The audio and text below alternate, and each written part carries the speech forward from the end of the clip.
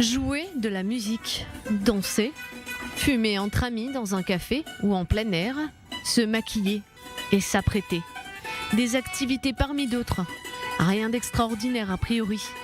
Et pourtant, certains s'inquiètent aujourd'hui. En ce moment, nous les femmes, nous pouvons être ensemble, nous pouvons travailler, nous pouvons nous maquiller, aller partout librement. Mais si les talibans reviennent, nous perdrons cette liberté.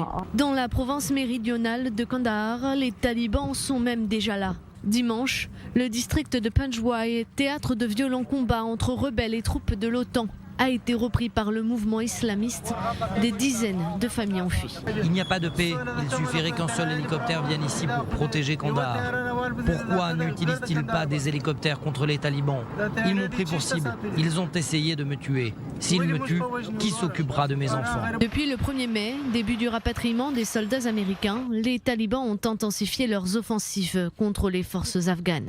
Objectif, reprendre le contrôle d'un maximum de zones rurales et à terme, celui du pays dans sa totalité. Comme entre 1996 et 2001, date d'arrivée de troupes étrangères menées par les États-Unis. Après 20 ans de guerre, Washington espère avoir rapatrié l'ensemble de ses soldats d'ici le 11 septembre prochain. Vendredi, les forces américaines ont quitté la base de Bagram, la plus grande d'Afghanistan, base des opérations menées contre les talibans. Depuis, l'armée afghane s'y est installée. Tout le monde sait que nous vivons dans un pays où la guerre dure depuis 4 décennies. Donc parfois nous avançons, parfois nous reculons. Nos ennemis sont déterminés, ils vont certainement essayer d'attaquer ici, mais nous ne leur donnerons pas cette opportunité. De son côté, le ministre afghan de la Défense tente de rassurer. En 24 heures, les forces gouvernementales ont tué plus de 300 talibans.